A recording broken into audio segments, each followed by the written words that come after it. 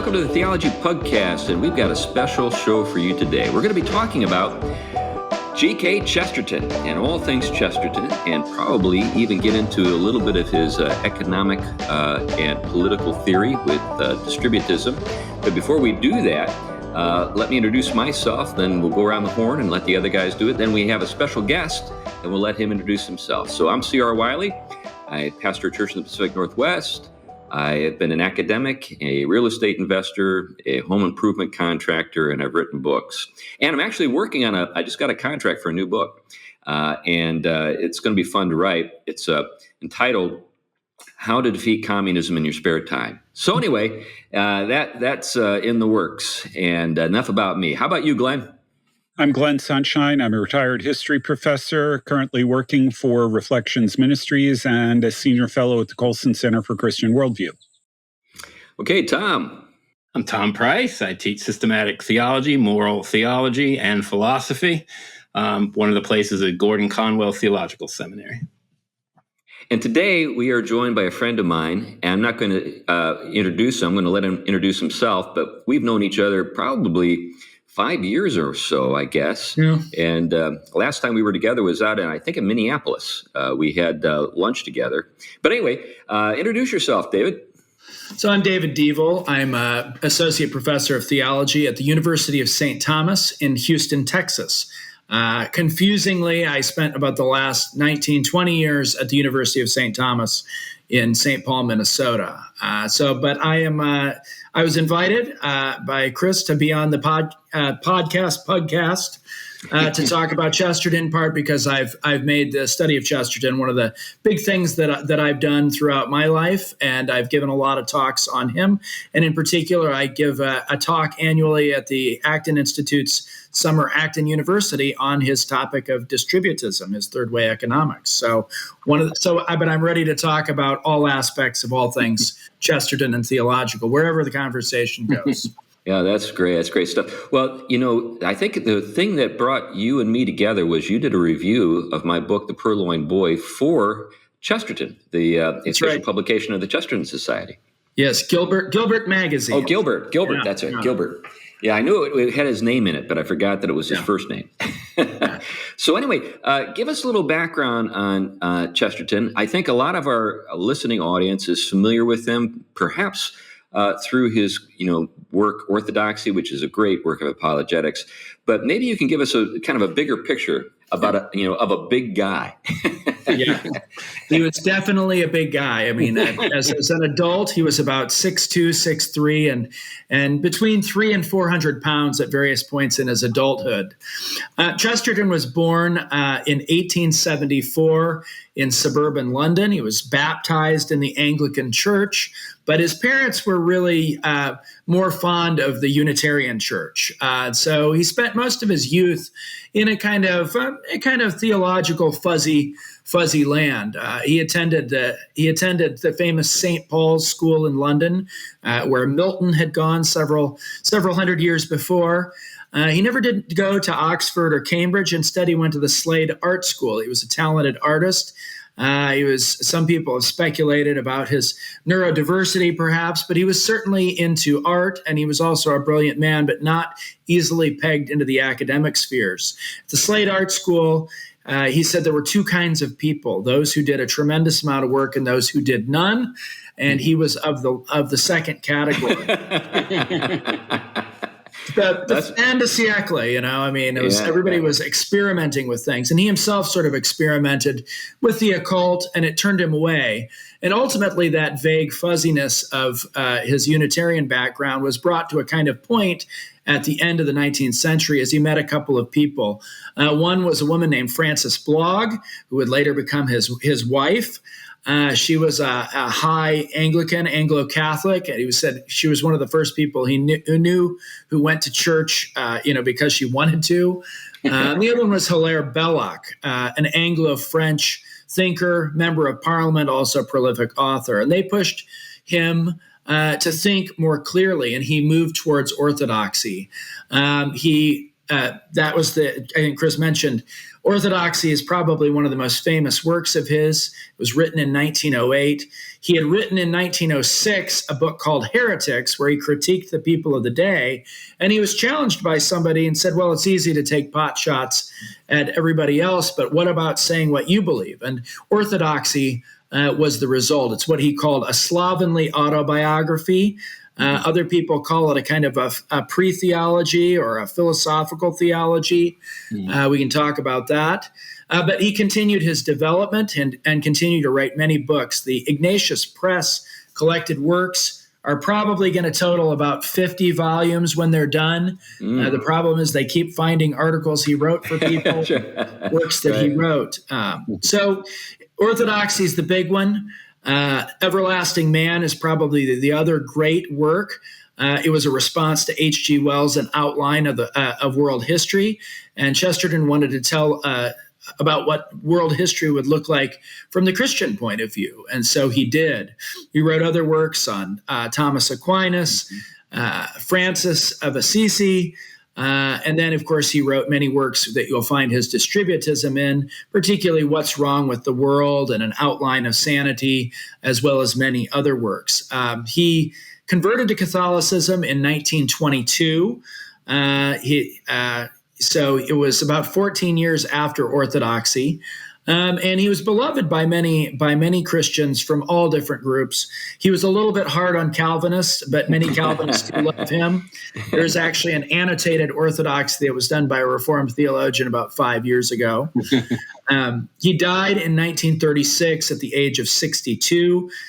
Interestingly enough, the Vatican sent a telegram offering condolences, calling him a defender of the faith.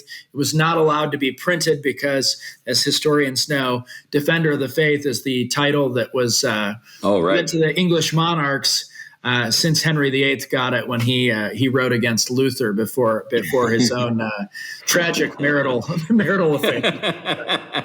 Yeah, so Chesterton is much loved as a writer and apologist. I used to teach a course on him, and I call it the many worlds of G.K. Chesterton because he does have many worlds to his thought. Well, let's go into a few that maybe are under acknowledged. So his background in the arts is fun because he was quite a caricaturist. When you look at his drawings, there are a lot of they've got a real flair, and they're almost kind of Disney-esque, and I mean that in a good sense, not in a bad sense. Sometimes when we talk about, sort of Disneyification of the world, of course, this is before, the Disneyification of the world. Maybe he's the guy that Disney got it from. I don't know, but I've got a collection of his drawings. They're great. His relationship to Hilaire Belloc is a lot of fun too, because wasn't it Bernard Shaw, the famous kind of like a debate partner with Chesterton, that referred to them together as sort of the Chester Belloc kind of creature? Yeah, he said that was he said, this was this fantastic beast, and he thought Chesterton was so much better. But related to your point, there were a number of books that Chesterton did with Belloc that they called Chester Bellocs, where Belloc wrote the story and Chesterton illustrated it. So that goes, he kept up with that art throughout his life in various ways. So, wasn't there a collection by Belloc of all of these children's stories where the child ends tragically? A Bad Child's Book of Beasts. So they're really quite delightful. So they're a lot of fun. And good moral tales for kids.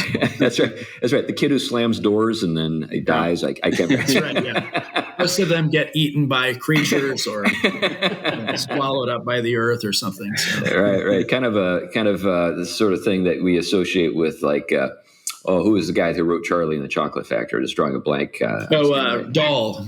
Roald Dahl. But now another thing is his Father Brown stories. Mm-hmm. He had his own detective.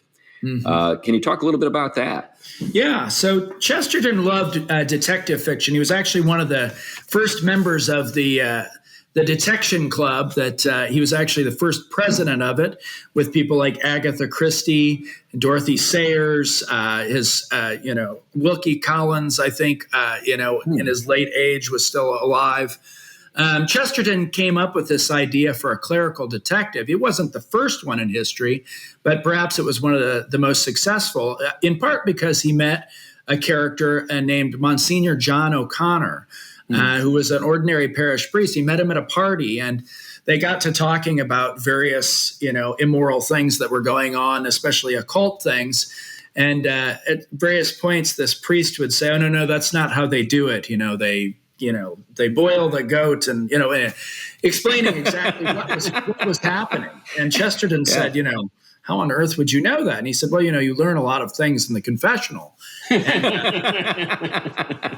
so he came up with a great idea for a detective who would not be a kind of Sherlock Holmes. He knew obscure facts about combinations of chemicals, but instead he would know the human heart more as a pastor and a confessor. And so Chesterton wrote the complete Father Brown includes 5 full volumes. It's, I forget, like 500 or 600 pages. And he wrote these especially when he needed money. Yeah, Chesterton made a lot of money in his lifetime, but he also gave a lot of it away. He practiced what he called promiscuous charity, and he also threw money into causes that he thought were worthwhile that other people thought not. But whenever he needed money, a Father Brown story was what he would cook up. Right. Now, another thing, you mentioned a couple of go ahead, Glenn. Before we move off of Father Brown, I just want to note that the BBC productions of Father Brown, the most recent ones that are out, the early ones are things that Chesterton might approve of, but after a while you start getting BBC Christianity, which would not fall under the category of orthodoxy. Right. Yeah, they're just loosely inspired by the character, kind of what's happening with Tolkien and Amazon. There comes a point when a character becomes so beloved and so kind of important to sort of the cultural sort of ethos that it's almost like he's public property and people can do stuff with him. You see it with Sherlock Holmes too. Mm-hmm.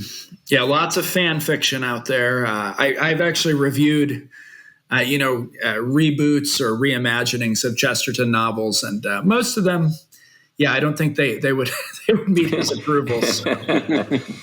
Now, there are a couple of other works of fiction that I really like from Chesterton that I would recommend. I would say to get into Chesterton's fiction initially, Father Brown's a great place to start, very lovable character. But if you're interested in more of this metaphysical stuff, there's The Man Who is Thursday, and then I would say the Napoleon of Notting Hill. The Napoleon of Notting Hill is a lot of fun. Yeah. But anyway, those are a couple of good ones. Yeah, Napoleon of Notting Hill, it gets into the Distributism, so. Yeah, right. I'm actually a big fan of The Man Who Was Thursday. I've actually thought about doing a podcast around that one. Oh, that's fun, yeah. It's a brilliant book, and he actually wrote that the same year he wrote Orthodoxy. And it was meant to dispel, in a similar way to Orthodoxy, it's meant to dispel, the kind of fin de siècle, the late 19th century fear that there was really nothing out there and that we lived in a nihilistic world where the universe has no floor or ceiling, as he put it. And so it's a very powerful. Unfortunately, people who are also kind of going off the deep end also love The Man Who Was Thursday. Robert Hansen, the famous FBI spy, read it over and over again. But I don't think you have to become a traitor to enjoy that novel. So.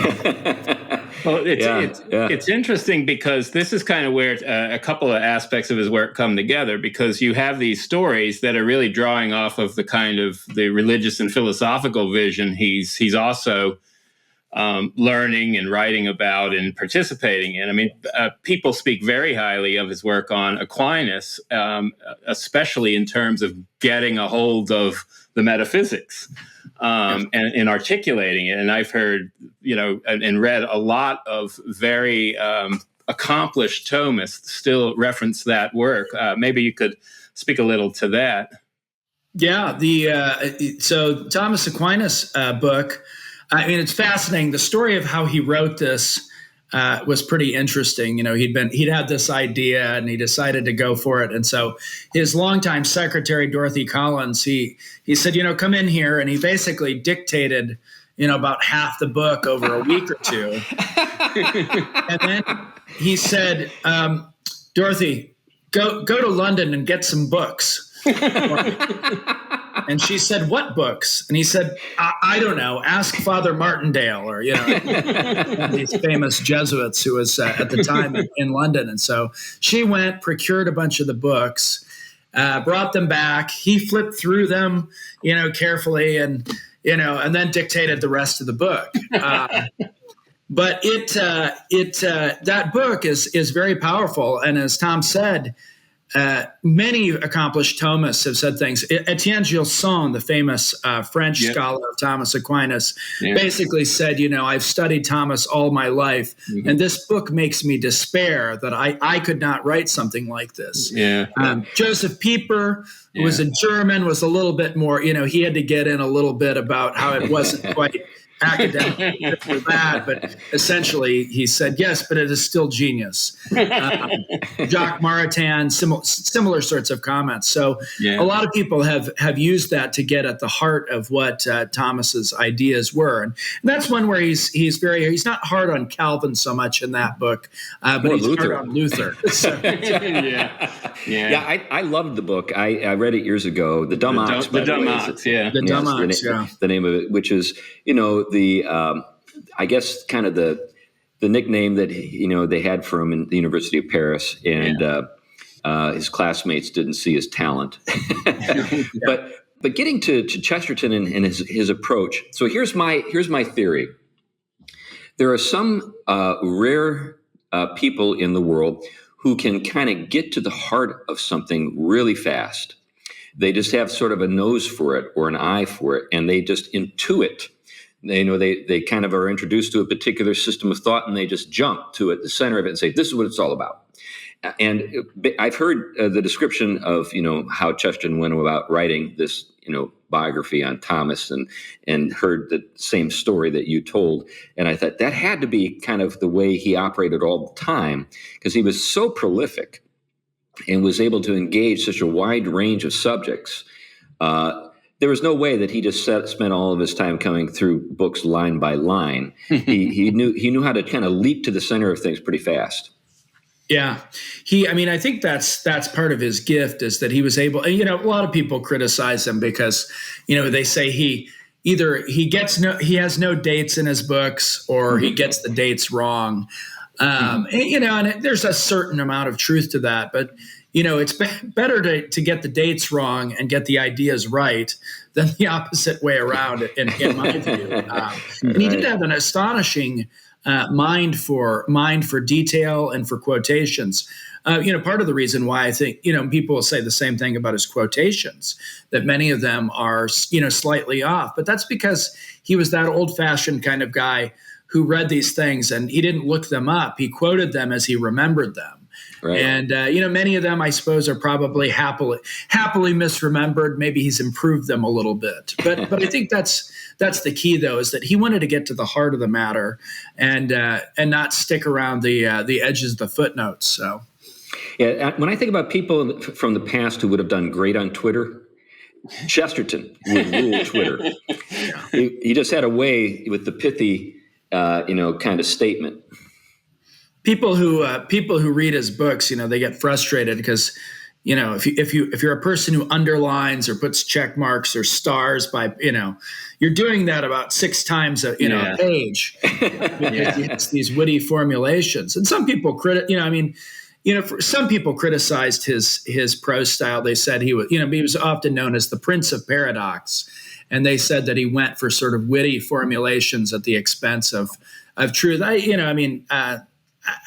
think there's probably some truth to that, but at the same time, his works are kind of like fireworks shows. You have to kind of go back, get back through the footage and look at each individual thing going off. But even so, when you read it sort of all the way through, it does provide the effect of like the grand finale, because you're just whoa. And they're hard. Orthodoxy, you mentioned, is probably one of the most famous ones. It's fascinating how many people who are Chesterton fans don't necessarily like that book. And I think it's because there's so much philosophical background in there that he's expressing in ordinary language that if you don't quite know what he's going for, you're not really aware of the deep conversation he's having with the Western philosophical tradition and to a certain extent, Eastern philosophical traditions. Yeah, I think too that there are a number of people that he has been influential with in terms of bringing them to the faith. I think about Marshall McLuhan. I remember an interview with him, and he credited Chesterton with his own, coming into the Christian faith. But he's like Lewis in that respect. There are just lots of people. I think John Rist as well. Is that correct? I think so. Yeah. Yeah, I think it was really. I think he stumbled upon Chesterton and then moved to Newman. Very common. Yeah. But one of the things, C.S. Lewis too. I mean, if you've read his autobiography, you remember he says a thoroughgoing atheist cannot be too careful about his reading, because he stumbled on Chesterton's Everlasting Man, particularly, and that kind of blew his atheism up in a way. Yeah.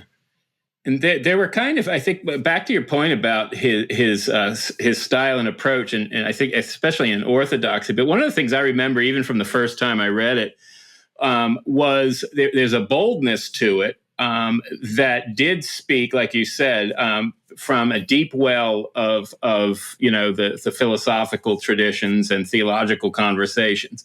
But then there was also just a kind of boldness in his approach where he just jumps right into the ethics of Elfland, for example, or something that really would have taken kind of the rationalist dispositions or the kind of experientialist dispositions and really, I think, unsettled them for a lot of people that weren't immersed in that. And even a lot of, I think, of the evangelical Christian world, some of that would have been very offsetting when it tried to do this hyper-rational or evidential apologetic. And here you have someone appealing to kind of imagination and romance and this whole kind of romantic world, but not reducing it to romanticism. And so you have this very boldness, but then he also has a way of utilizing very memorable ways of putting things, as you just said, you both were referencing. And I really think of that work in particular as highlighting that emphasis. Yeah, I think so often we think of kind of the Bohemian sort of disposition as being irreconcilable with the Christian faith, but Chesterton was a Bohemian, and he was. So I've got a Bohemian background myself, and it's true that it's a funky sort of place to be from, but he's an example of what is possible when this sort of artistic, sort of free spirit gets gripped by the grace of God, and his talents are put to good use. Because everybody, when you think about George Bernard Shaw, who is not a friend of the Christian faith, loved Chesterton, and so that's the kind of thing. And we've made fun of the sort of the winsome cult in the Reformed world. This sort of idea that we can just kind of bring people around if we're just winsome enough. Well, the problem is that most of the winsomeness that I see on display from these people is a bunch of regurgitated, sort of stuff that doesn't have any genuine creative flair. I mean, if more of our winsome people were actually winsome in the way Chesterton was winsome, I'd find it easier to support him. His friend Hilaire Belloc actually criticized him in an essay after his death and said, Chesterton didn't really have the true sort of, killer instinct to, put down his enemies. But of course, the response to that is, well, that may be true, but there are a lot more converts who are made by Chesterton than by, Belloc is for people who are already kind of inside. Yeah. And, it's everybody loves a kind of a pugilist who's on our side and sticks it to him. But Chesterton knew how to be a pugilist, but also how to make friends. And so he was somebody who was great at satirizing people, but he had a kind of, it was a gentle and friendly push. And that's why he kept these people like Wells and you noted Shaw. All these people were Chesterton's friends. Wells said that if he did get to heaven ever, if there was a heaven, it would only be because he was Gilbert's friend. And that's something remarkable. Yeah, that is. One of the things that's, I think, worth noting here on sort of a larger level is that we live in an era in which we nuance things to death. You can't make a general statement because there is one exception out there. And that is both rhetorically and epistemologically inept. And I think Chesterton understood that. I don't think he was in quite the era we're in as far as that goes. But I think that accounts for a lot of the lack of nuance, the lack of precision, things like that. He's interested, as we said before, at getting at the heart of the matter. And if he's a little fuzzy on the details, it doesn't really matter because he is at the heart of things. Mm-hmm. Yeah, I think, many of his works are very detailed, and they're very powerful to read, in part because he does acknowledge, the strengths of his enemies as well. But what his genius is to say, well, yeah, we work on the same, and he uses this in Orthodoxy. He'll say, why do I believe in Christianity? It's for the same reasons that other people don't believe in Christianity. It's the way of construing all of the facts together. And so he's perfectly willing to admit lots of these details and these nuances, but what he wants to say is, let's put them together in a different way. Yeah, I think one of the things to kind of maybe this would be a good point to make a transition to distributism, is with distributism, we've got kind of, as you noted, third way. This is a kind of bringing together of some things that maybe people don't generally, put together. Sometimes I think people misconstrue distributism and interpret it through a lens that I don't think is appropriate, like it's socialism or it's communism or anything like that.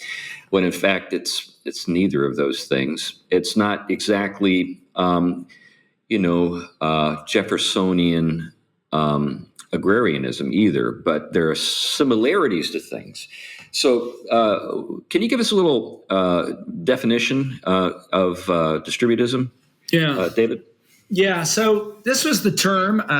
They used various terms, but distributism was what most of them settled on. It was thinkers like Belloc and Chesterton. There was a distributist league who worked together, and they did see it as a third way between capitalism and socialism.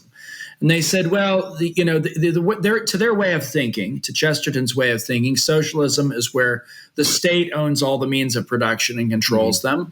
Capitalism is where a few very rich people or corporations own everything and run everything. And for them, what they wanted was a broadly distributed property base. And so, I think there are ways to compare him to the American founders, for instance, that they wanted a large landowning population who would be able to fend for themselves. So for Chesterton, he would often say, the problem with capitalism is that there just aren't enough capitalists. And so they advocated against working for people, or at least, the ideal would be that most people would work for themselves and make contracts to do that, and that there would be a broad distribution of property and there would be more authority in individual households. The trick with this is, how do you get to that state? Belloc, always talked about, we'd need at least a one-time 25% wealth tax to get enough, and then we would redistribute it to everybody. And then after that, you could go back to maybe a 2% flat tax, which, I think Steve Forbes would love that if that were possible. So the question with some of the ways of getting to where they wanted to go are the question of distribution. What do you mean by is there a distributor who will redistribute these things, or do we mean a kind of a voluntary distribution of goods and land and property and things like that?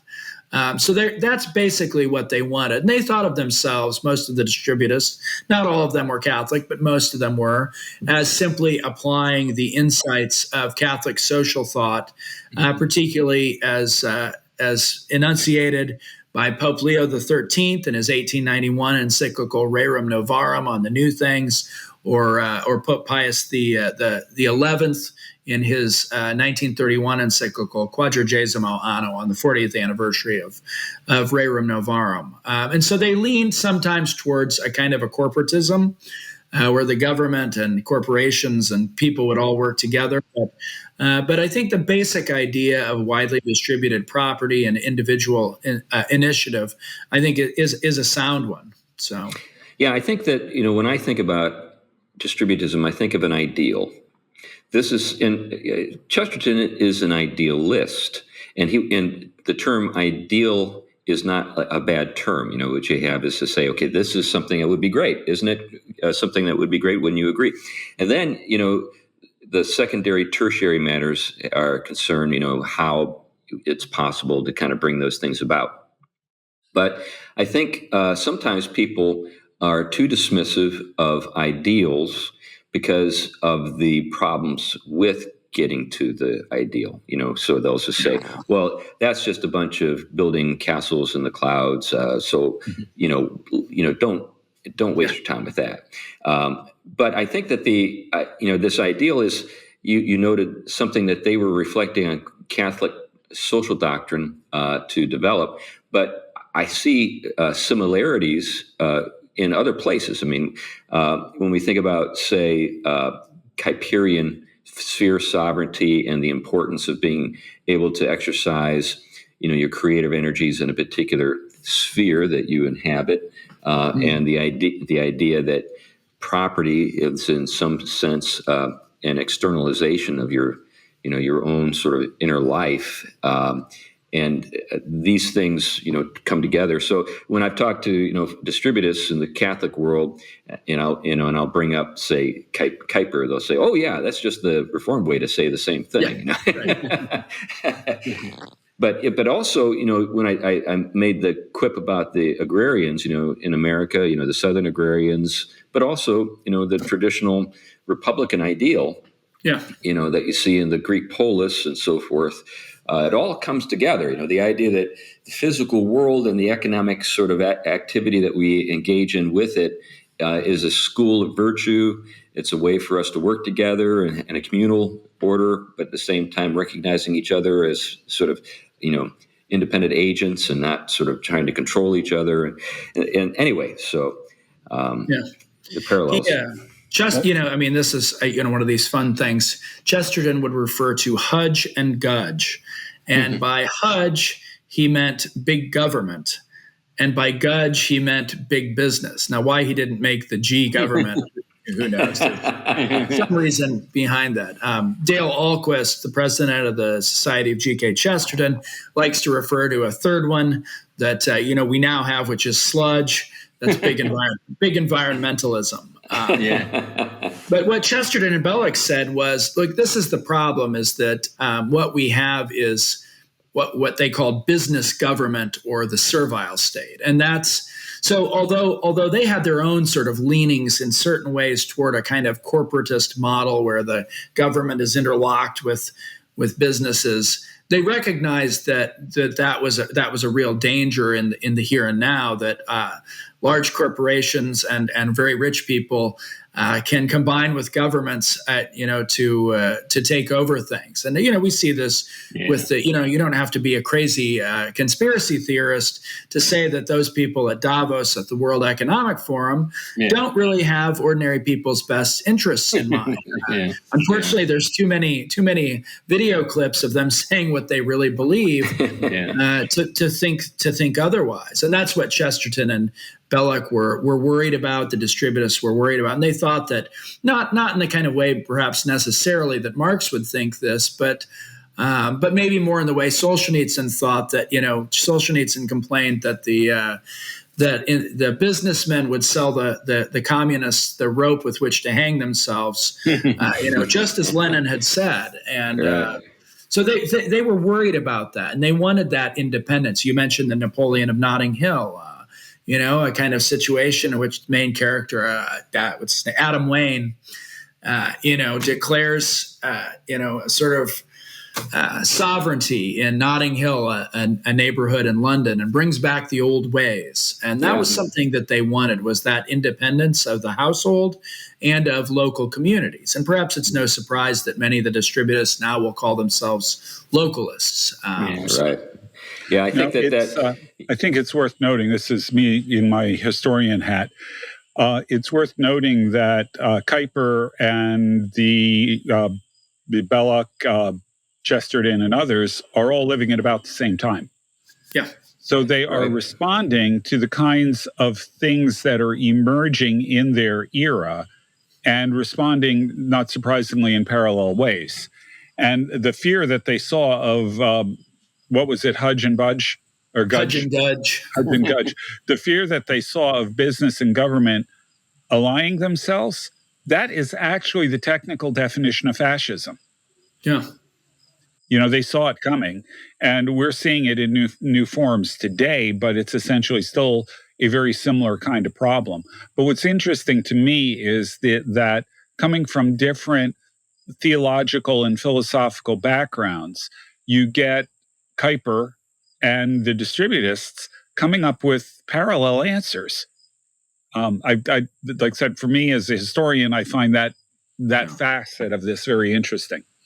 Well, there are scholars too, like Steve Graybill and Daryl Charles, who've pointed out, how Thomistic, at least the Calvinist tradition, was. Yeah. Like you said, Chesterton in the Dumb Ox attacked Luther, not Calvin. There. Yeah. And that's because Luther's sort of inability to conceive of much beyond the law's ability to convict us of guilt is something that was not true of the Calvinist tradition, and particularly in the second generation after Calvin, there was a kind of Thomistic consensus, or at least a kind of similar framework that was operating. So I think there's a common intellectual and even spiritual heritage to a certain extent between, like I said, many Catholics I know, Calvinists are so bad, like, all they can think about is limited atonement. And, I'm like, okay, well, fine. But, but you have to look at the whole of things. And, I think you're identifying a place where there is a great commonality in the traditions. Yeah, I think that this is something that I'd like to throw out to get your thoughts on, David. My conviction is that theologies that have to deal with the question of how to govern a large community that's heterogeneous in character, not just everybody's Roman Catholic, or not just everybody is Reformed, but nevertheless, as Reformed, as Roman Catholics, we have to think about the principles of government and the use of force, the coercive power of the state. That forces you to think about things in ways that say a Methodist would never have had to think. Methodism is this sort of cosseted, sort of private, sort of drawing room theology.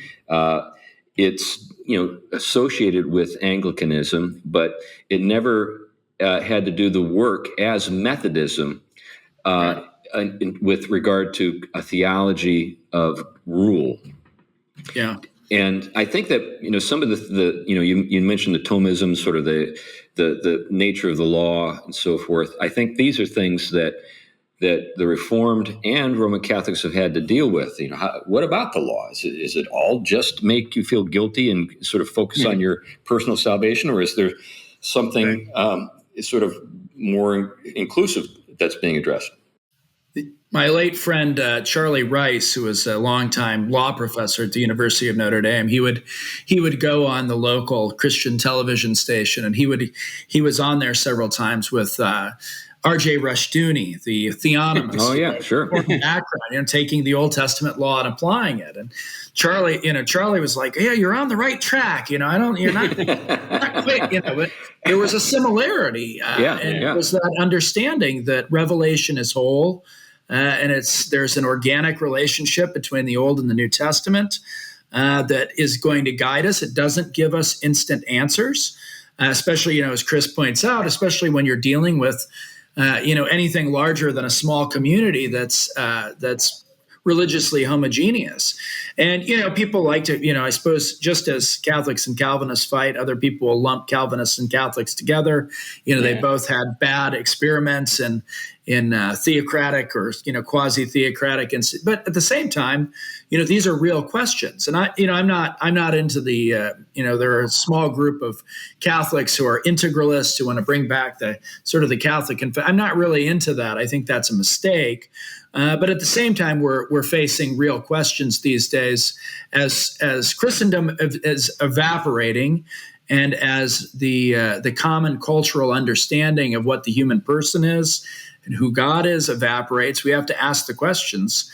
Well, what kind of agreement do we need to have in order to survive as a people? And those are hard questions. But as you pointed out, Catholics and Calvinists have thought about them for a long time and have had to face those questions in a way that perhaps some others have not had to think. Yeah, I think that we're living with transhumanism, and their solution is just eliminate the human. Right. Let's just get rid of the human race and replace it with something of our own devising. Right. Cyborgs. That's right. And I think I know, speaking as a Protestant, but very indebted to the whole Christian tradition, and the fathers in particular, but Thomas and the medievals and the like. Is what I've discovered through my own work and with other people working in the field is just how significant the loss of the classic metaphysical visions that someone like Chesterton was still working with, how that has hurt in many ways. I can speak of it as a Protestant because it does. I think when we're starting to have to move up against questions about human nature and ends and teleology.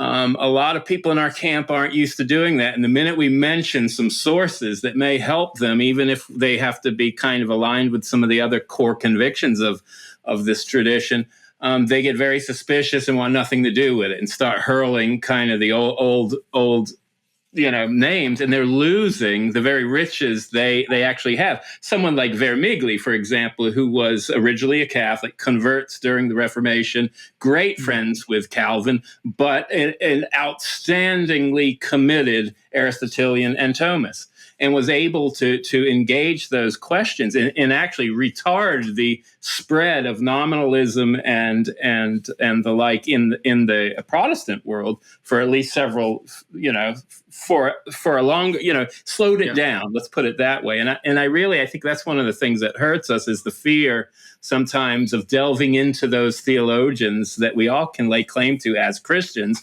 without having to take everything they've put out there. Mm-hmm. I think that's the great gift of thinkers like Chesterton and Lewis and Joseph Pieper, a philosopher, but who wrote non-German, non-analytic philosophy type texts.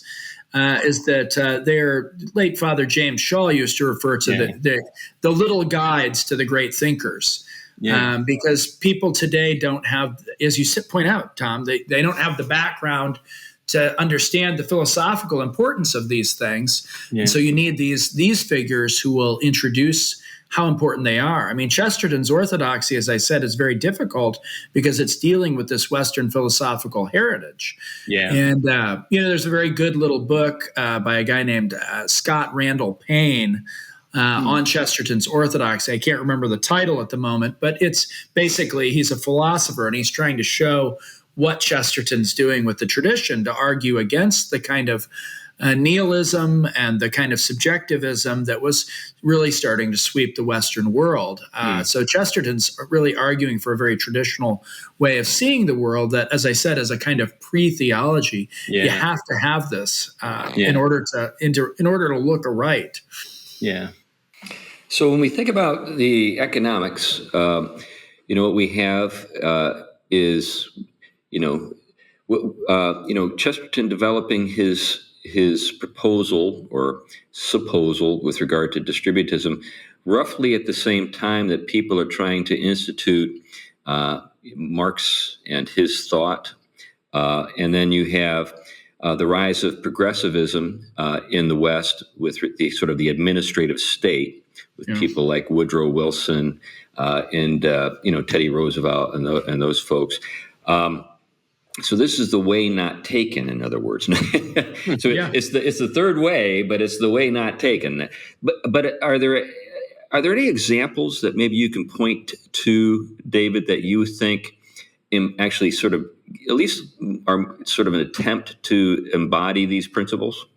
Yeah, there's a couple of examples that most people will give, and one of them is in the Emilia-Romagna region of Italy.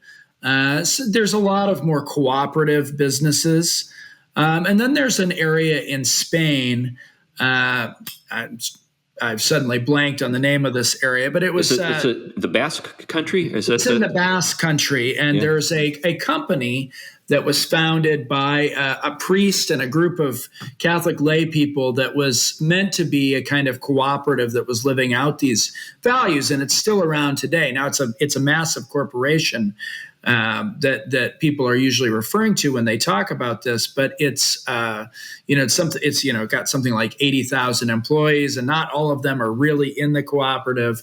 So it hasn't completely worked out, but it has provided at least some of that. And I think that there are a lot of smaller models of this. I mean, I have friends who like to point out farmers markets are a good example of this. Many other kinds of small, more informal and localized markets are ways in which we can live a little bit more freely.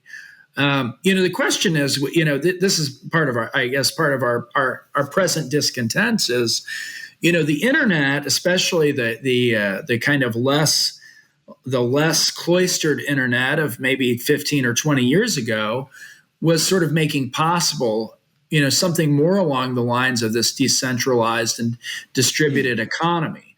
Today, now it's been sort of sucked up into a lot of the big firms, but at the same time, it does provide some outlets for smaller companies to find their markets and things like that. The question is, how much of this is going to continue under big tech's reign, where, we seem to be trying to install a kind of, Chinese social credit system, and companies are now being blackballed. That's one of the big questions that we have. There are some people who are pushing back on this and trying to provide new alliances and new infrastructure. I think especially of the new founding corporation in Dallas that's run by a Calvinist, Nate Fisher, I know Nate. And Catholic, Matt Peterson, working together.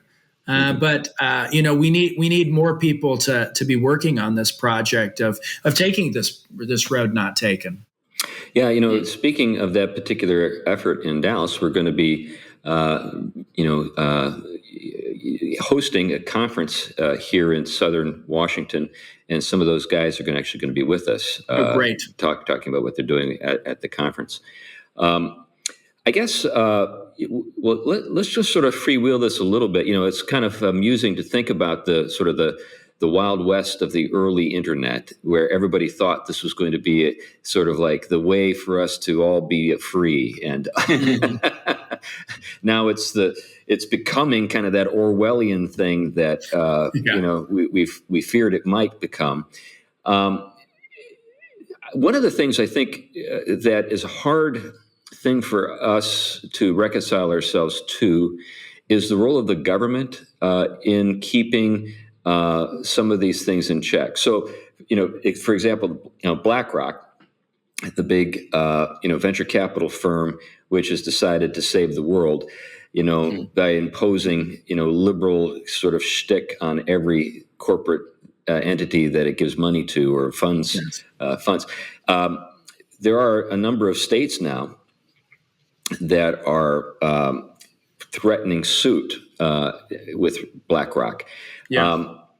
So, this is, of course, something that the libertarian streak in many conservative reform people kind of recoil, from. Nevertheless, it doesn't seem like we're going to be able to rein these guys in without the threat of heavy fines and even jail time. Do you have any thoughts on that?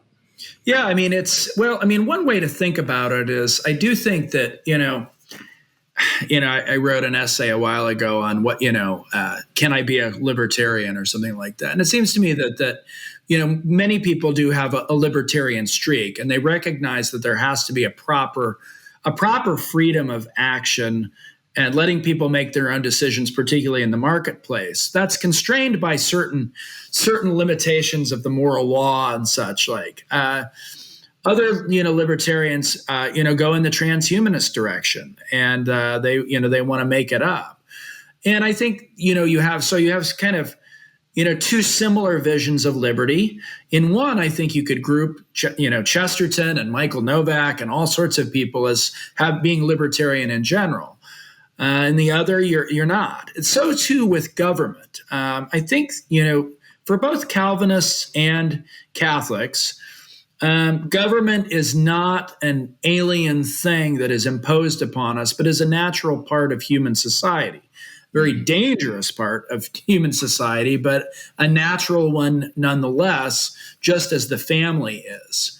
And so, I think, for many Christians, we have to get over our aversion to thinking about how to govern and thinking that government is just purely a dirty business. It's a necessary business. It's just like taking out the trash.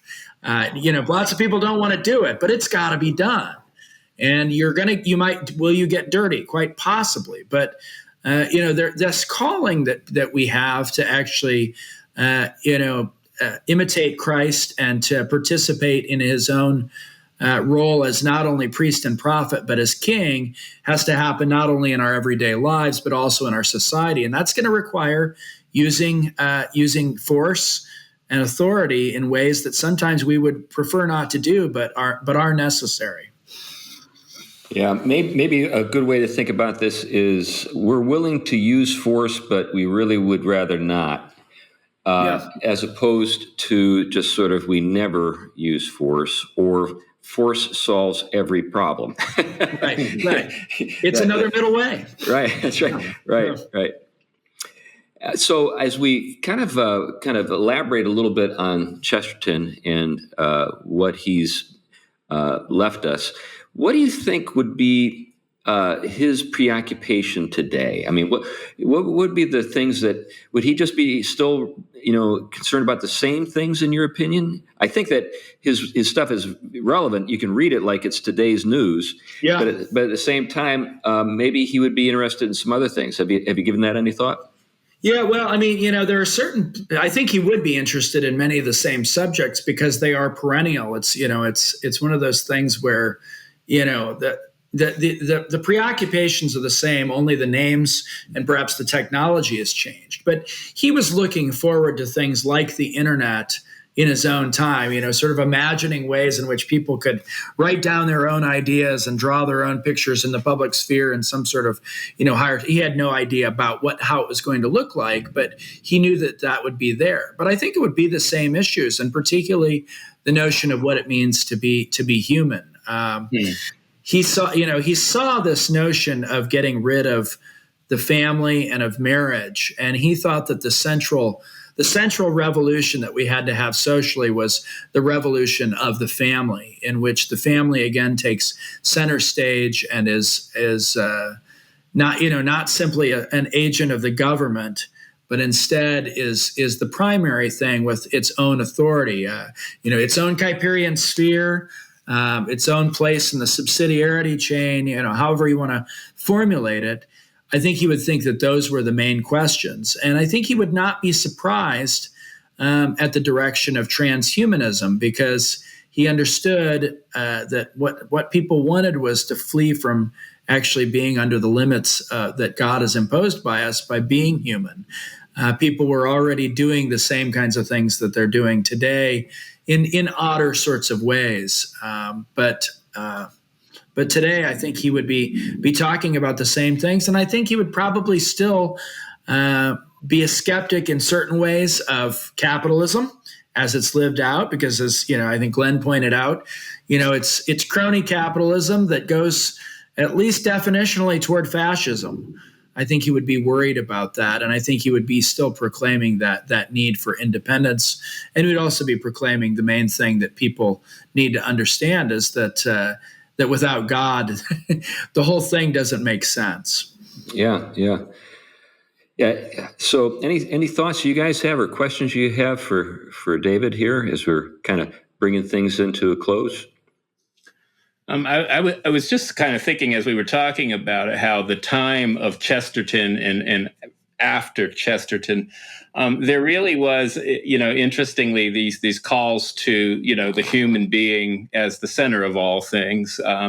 And the focus was all on the human. And it was his intuition through his obviously his theological and philosophical vision that the pressing concerns were going to be the very question of humanity at a time where it was center stage. And it's interesting because a lot of what has happened in the theological, philosophical world is we now are starting to get, to retrieve the fact that when the human is placed in the center, we lose it. When it's actually brought back into it's the source from which, through which, and to which it is, all of a sudden you start to have definition and clarity or a bit more clarity on it.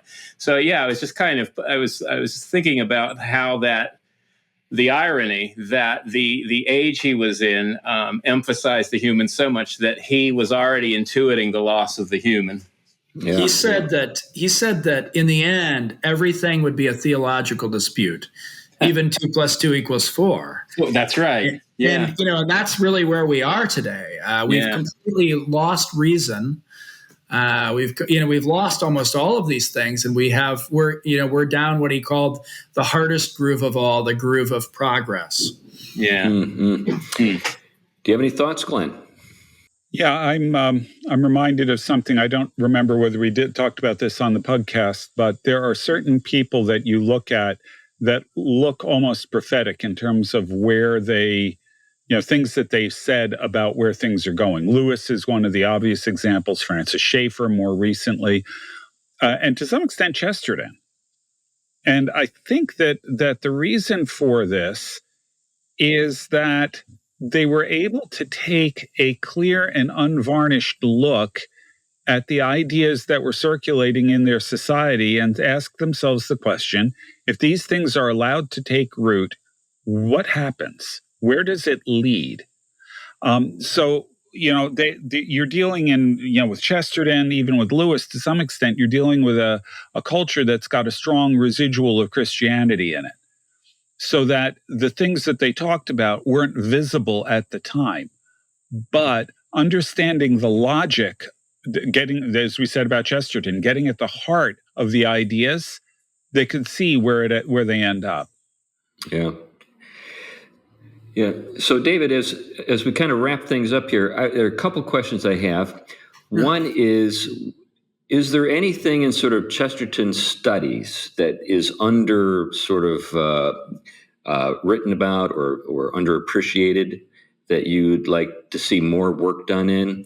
And then the second question is so let's say a person has never read Chesterton, where would you advise that person begin? Mm-hmm. Yeah. So as far as what's understudied, I think we're just now seeing more actual sort of theological explorations of Chesterton's work. We've seen a little bit of it in various places. Aidan Nichols and a few other people have written about him as a theologian, but I'm starting to find more people who are saying, I'd like to actually look at the idea of what it is to have faith, or, particular ideas that he expresses. Since he's not a systematic theologian or even a systematic writer, that means reading a whole lot of stuff. So that's difficult. But I think that's one of the understudied things is actually his sort of more distinctly theological works. What was your second question, Chris? If a person had never read anything by Chesterton, where would you direct that person? Yeah, I would actually say probably to start with if you like detective fiction, Father Brown's stories are great, and you get a lot of his philosophy there as well. Another work that I would say is excellent, perhaps my favorite work, is a short novel or novella that he wrote in 1912 called Man Alive. And it's about a group of sort of late 20, early 30 somethings living in a boarding house in suburban London. And they are invaded by this character named Innocent Smith, who turns their world upside down by examining all of their assumptions and making them look at the world anew. I've compared it to, what if Chesterton wrote the show Friends? A bunch of unmarried people sort of wasting their lives. And there he gets at this notion that there has to be a kind of ascetical element to life. You can't just indulge everything, and that you have to actually simply open your eyes and see what's around you, and to pierce through that to see the God who's behind it. So I would say Man Alive and the stories there. Some people, of course, will say Orthodoxy. I think that's a little hard, but of course there are hundreds and probably thousands of his short essays that are wonderful to get a glimpse of his view of the world as lit up by wonder. Yeah, great stuff. So we really appreciate your time, David. If somebody wanted to learn more about what you're up to, the stuff that you write, the things that you're interested in, where should they go? Well, you can contact me. You can find me on the website now, I believe, at the St. Thomas Houston site, stthom.edu. And I'm on LinkedIn as well. And I actually have a newsletter, a monthly newsletter. So contact me and ask to be on my newsletter, and you'll get stuff that I'm involved in and writing and all of that. So I think, Chris, you've been on it for a while. So yeah, I get it. Invite other people. Yeah, I do enjoy it. Well, one of the places where people might be able to get a hold of some of the things you've written is the Imaginative Conservative. Yes, I forgot that. I'm a senior contributor. I probably got 130 or 140 essays on the Imaginative Conservative. So yeah, definitely look at that. theimaginative.conservative.org. Now, in terms of your more academic stuff, you were the editor, and are you still the editor at Laos? I just stepped down. Logos, a journal of Catholic thought and culture. So it's a wonderful interdisciplinary journal. So yeah, check that out. Okay. Well, anyway, it's been great to have you. Thanks for listening, folks out there in Pugcast land.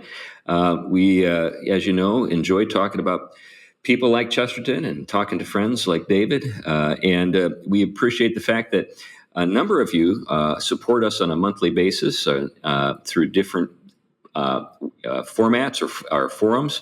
There's the Fight, Laugh, Feast Network. We have a lot of folks that support us through that.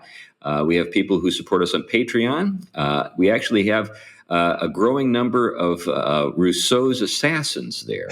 So that's the highest level that you can give to us on a monthly basis. You can enjoy being a participant in that endeavor to create a time machine to go back and kill Rousseau. Then there are, of course, folks who give to us in other ways. And just thank you, one and all, for your ongoing support of this podcast. I think we're getting up to close to 200 shows we've done. And it just is kind of mind-blowing for us to think about the fact that we have an audience that cares to listen to us each week.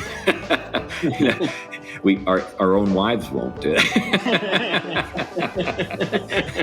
We need an outlet. You can find out about that in Man Alive. He talks about it. Yeah, Chesterton on the subject of husbands and wives is great. He's got a lot of things to say about that. But anyway, thanks again for listening to the show. Bye-bye. Bye-bye.